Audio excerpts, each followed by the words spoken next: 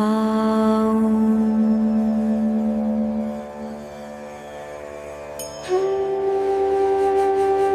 ભગવાનના ગુણ જે સુદાસીના ભાવરૂપ એ પાત્રમાં બિરાજેલું જે ગુણગાન છે પરમ ફળરૂપ છે, અમૃત તુલ્ય છે. અને જેમ ભગવાન શ્વાનમાં બિરાજેલો ભગવાન જે છે એ અપવિત્ર છે, એમ આ ભલે હજારો ઢાળી લીલા કરી હોય તો શું થઈ ગયું, હજારો ઢાળી લીલા કરી પણ શું એનું ફળ શું? કઈ નહીં.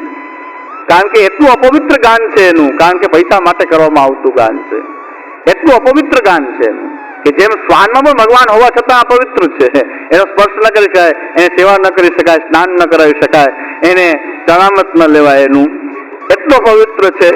એવી જ રીતે એ સુરદાસજીનું કીર્તન જ આ ગાઈ રહ્યો છે, સુરદાસજીનું કીર્તન પણ આ જ ગાઈ રહ્યો છે, છતાં એના મુખમાંથી આ જયારે ગુણરૂપ ભગવાન, એના ભાવરૂપ જે વિષયાક્રાંત એનો જે ભાવ છે, એમાં બિરેજેલા ભગવાનના ગુણ જે છે એ ત્યારે એનો સંગ પણ થઈ શકતો નથી. એ આપણી માટે સાંભળવા યોગ્ય પણ હોતા નથી. સાંભળવાથી પણ દુસંગ લાગે છે, સાંભળવાથી પણ આપણે ભગવાન થી દૂર જઈએ છીએ, બહિર્મુખ થઈએ છીએ. છે તો ઢાળી લીલામાં પણ એ જ ગાન થઈ રહ્યું છે, કીર્તનમાં પણ એ જ ગાન થઈ રહ્યું છે, પૈસા લઈને પણ એ જ વસ્તુ કહી રહ્યા છે, પણ એ સેવન કરી શકાતું નથી. એમ ભગવાનના રૂપમાં આ વિવેક છે કે બધું જ ભગવત રૂપ હોવા છતાં દરેક રૂપ સેવનીય નથી.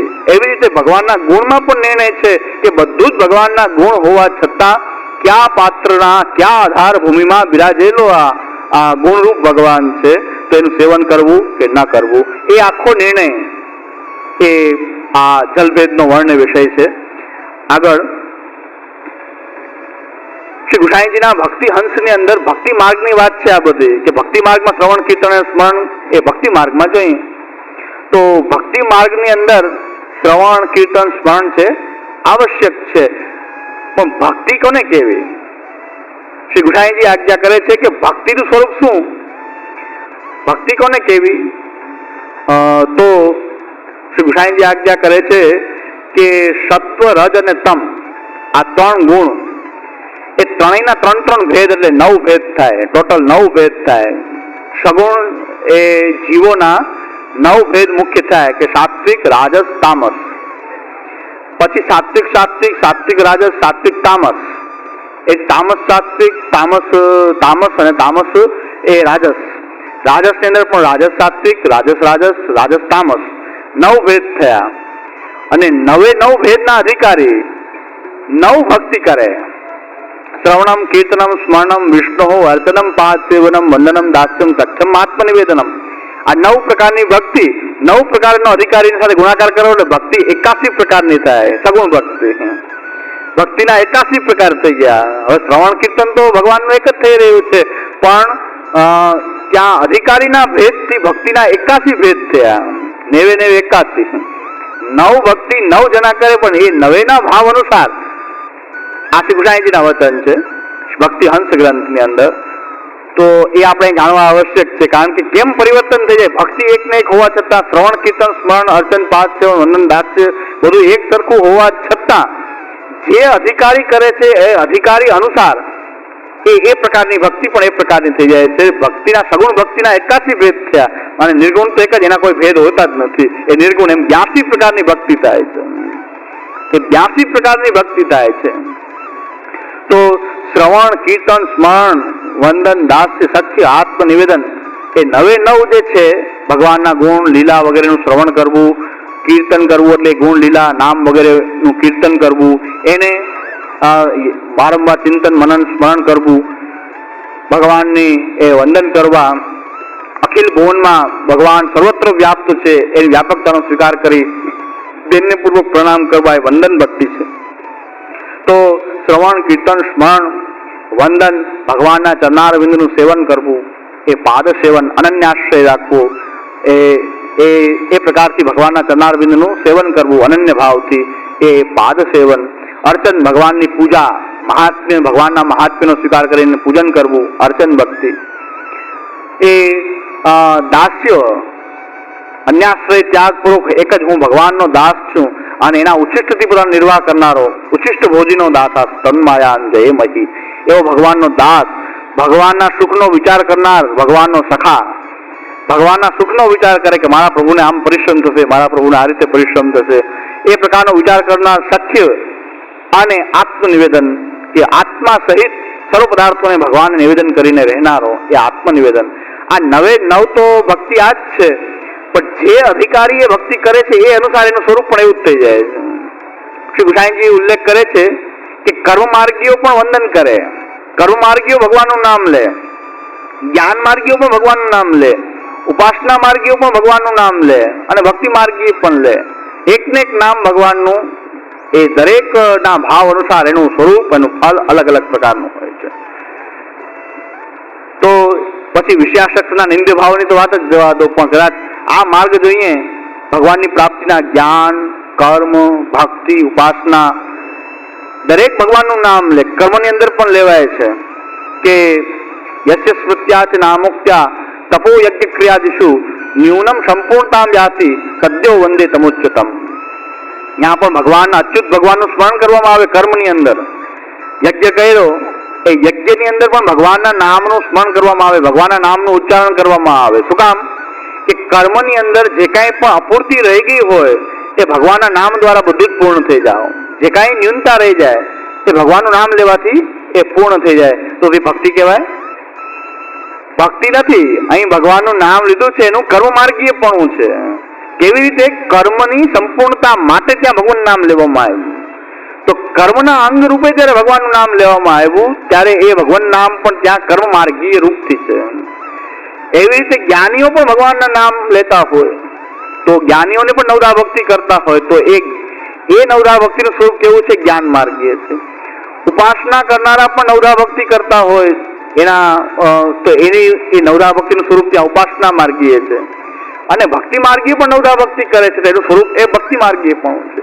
હજીના પ્રભેદ જોઈએ તો આપણે પણ નવદા ભક્તિ કરી રહ્યા છીએ અને મર્યાદા માર્ગી ભક્ત પણ નવદા ભક્તિ કરે છે, છતાં પણ પુષ્ટિ માર્ગી અને મર્યાદા માર્ગીના ભેદથી પણ પાછા તે અલગ અલગ છે. પુષ્ટિ માર્ગી નવદા ભક્તિનો પ્રકાર અને મર્યાદા માર્ગી નવદા ભક્તિનો પ્રકાર, यहाँ પણ ભેદ છે. તો ભક્તિ એકને એક હોવા છતાં અધિકારીના પાત્ર અનુસાર એ ભક્તિનું સ્વરૂપ, એ ભક્તિનું ફળ પણ અલગ અલગ પ્રકારનું છે.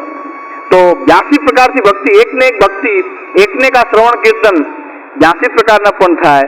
માર્ગની દ્રષ્ટિથી જોઈએ તો કર્મ, જ્ઞાન, ઉપાસના, ભક્તિ અને વિષયાસક્ત હોય તો વિષયની તૃપ્તિનું સાધન પણ એ આ નામ જ બનતા હોય. ભગવાનના કીર્તન આવડી ગયા, ધાડી લાવવાનો કેટલો ફાયદો, કરોડપતિ થઈ ગયા કેટલાય તો એનું ફળ શું? ભગવાનના નામનું ફળ શું થયું? એની વિષય તૃપ્તિનું સાધન ત્યાં ભગવાનનું નામ છે. એનાથી ફળ શું થયું? કરોડપતિ થઈ ગયો. અને બીજા જે લાભ મળતા હોય આનુષંગિક બીજા ઘણા લાભ મળે. કારણ કે એટલો બધો ધાડીલા વાળાનો ક્રેઝ હતો એક વખત સૌરાષ્ટ્રની અંદર ગામડાઓમાં કે એ ધાડીલા એ શ્વાંગ ઉતારે ને ત્યાં કેટલાક વૈષ્ણવ તો લાઈન થઈ જાય.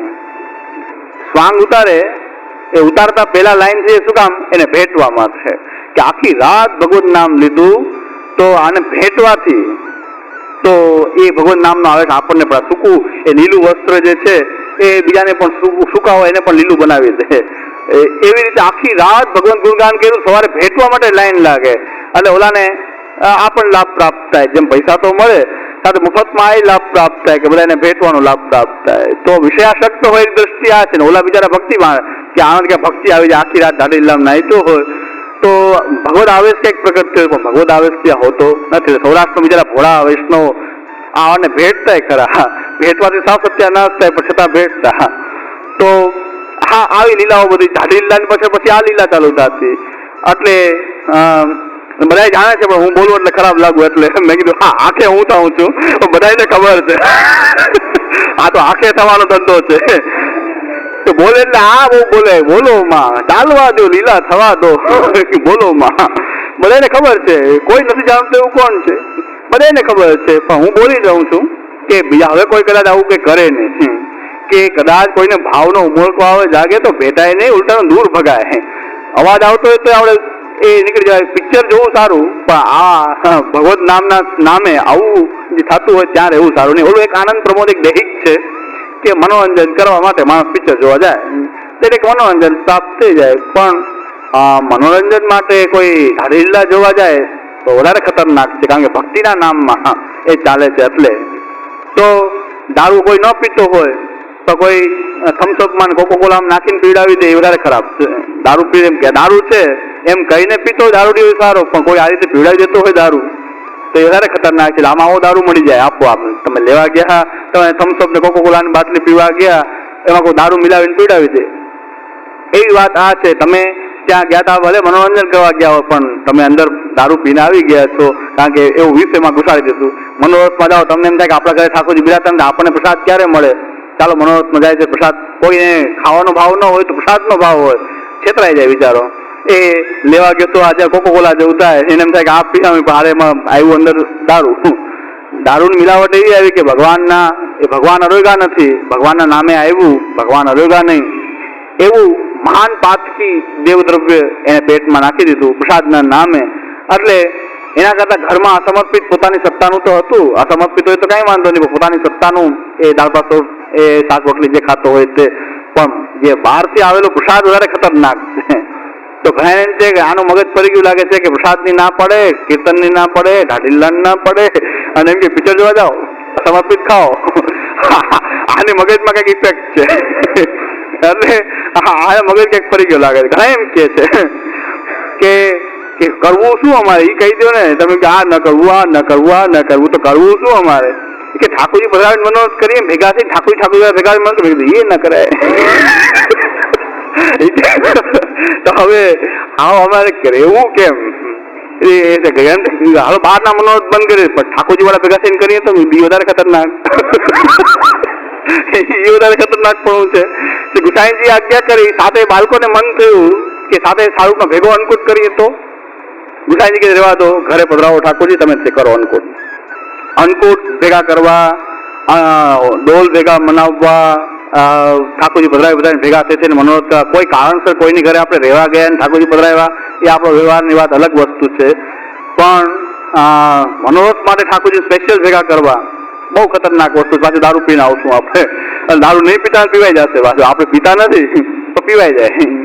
કે અત્યારે 56 ભોગ થાય તો અમારે જુનાગઢની અંદર કારખાનું પકડાણું, ઘીનું કારખાનું પકડાણું, બધું જ ચરબીનું ઘી, વૈષ્ણવ તિલકવાળા, અને બધા એની પાસેથી જ લઈ જાય. અને એનું કારખાનું પકડાણું તો એ ચરબી મિલાવટ કરતા હતા, ચરબીવાળું ઘી. હવેલીઓમાં એનું ઘી જાય, વૈષ્ણવ એની પાસેથી લઈ જાય, કારણ વૈષ્ણવ જાણીને. પણ એ ભાઈ પકડાણા ત્યારે ખબર પડી કે ચરબીવાળું ઘી પણ મિલાવવામાં એને વાંધો નહોતો, અને બધા મનોરથમાં એનું ઘી જતું. અને એક હવેલીમાં તો કાયમીનો કોન્ટ્રાક્ટ હતો, કારણ કે અહીંયા બહુ ઘી જોઈએ, 10 20 ડબ્બા 50 ડબ્બા એ ચાલુ જ રહે, આ તરત બનાવીને ઘી મોકલે. તો હવે ચરબી એટલે અપક્ષી વસ્તુ. હવે એમાં પાછી અપરસ કેવી કે પ્લાસ્ટિક અડી જાય ન ચાલે, અને ચરબીવાળું અપક્ષી વસ્તુ ચરબી, એમાં હવે ગાયની આવી કે ગેસ એ બધી વિચારવા જેવું નથી. એ આપણે લઈ લીધું, મૂંથાર બની ગયો, ખાઈ ગયા. હવે શું થાય? હવે કેવી રીતે? આ તો કારખાનું પકડાવું ત્યારે ખબર પડી કે આ ચરબી મિલાવતો તો આપણે નહીં આપ્યું શું ખાતરું. તો આજે મોટા મનોરથ અંદર આપણે ભયસ્થાન મોટું છે, કદાચ બીજું બધું ચાલતું હોય તો ચરબીવાળી વસ્તુ પણ અત્યારે જો ઠાકોરજીને ધરાઈ જાય એટલે ઓછો પ્રકાર રાખે તો જ બચી શકાય એમ છે. બહુ મોટું કરવા જાઓ તો આ અભક્ષી વસ્તુ લઈને આવે તો આમાં કેવી રીતે થાય? એટલે આ પ્રકારે હવે કોઈ પછી વાત વિચાર કરે તો બધાએ મેન કાઢવી, મરજાદનું શું થાય, મેળનું શું થાય, કેટલાક ઉપવાસ કરવા. તો અભક્ષ્ય ખાઈ લીધું, લસણ ડુંગળી સારી વસ્તુ છે, અભક્ષ્ય તો લસણ ડુંગળી તો સારી વસ્તુ છે ને, તો વનસ્પતિ છે. ચરબી ખવાઈ ગયું, પેટમાં વયું ગયું, તો આમાં અપ્રશ્ન શું થાય? આપણે અપ્રશ્ન શું કરવું? કેમ રોવું? કેને રોવું? હવે તો આ બધા ભયસ્થાનો રહેલા જ છે. એટલે ભગવત ગુણગાનના નામથી કે ભગવત સેવાના નામથી, ભગવત પ્રસાદના નામથી બહુ ચેતવા જેવું છે કે ગુણગાન કોણ કરી રહ્યો છે, કેવો વ્યક્તિ કરી રહ્યો છે, કેના મુખમાંથી પ્રકટ થઈ રહ્યું છે. એનું આચરણ જોયા વગર એનું ગુણગાન સાંભળી શકાય નહીં. ભલે લૌકિક વાતો સાંભળે, લૌકિક લોકો એટલા હેરાન ન કરે એટલા આ લોકો હેરાન કરે. અંદર આવીને જે ઉપદ્રવ મચાવે છે એ વધારે હેરાન કરે છે આપણને. બહાર રહેલા લોકો એમ કે અમને પ્રવચન મજા ન આવે, અમે બહાર બેઠા સારા છીએ, એ સારા. એમ કે અમને પ્રવચન મજા ના આવે, અમને ભગવાને પ્રવાહમાં વરણ કર્યું છે, અમે એમાં આનંદ કરીએ છીએ, અમે એના વફાદાર રહીને પ્રવાહી બનીએ છીએ. તમે પુષ્ટિ વાળા હો તો જાઓ પુષ્ટિ, અમારે નથી થવું. અમે પ્રવાહમાં આનંદ કરીએ છીએ. એ પ્રવાહી જીવો છે કે પ્રવાહી જીવોને ભગવાને પ્રવાહમાં વરણ કરેલું છે, આનંદ કરે. તો પુષ્ટિ માર્ગમાં અંદર આવી જાય અને પછી પ્રવાહી નેચર એનું બતાવતો હોય, જેને કહેવાય કે અંદર પેટમાં ઘૂસીને પછી પગ પોળા કરે, પછી બહુ દુખાવો કરાવે, અંદર પહોંચી જાય પછી વાત પછી અંદર જો પોળા કરે તો અંદર આવી જાય પુષ્ટિ માર્ગ, પછી ભગવત સ્મરણ ને અંગીકાર ને કંઈક લીલા પ્રકટ કરે, દૂધગર ને અંતકડી એટલે એ અંદર આવીને જે હેરાન કરે છે આપણને.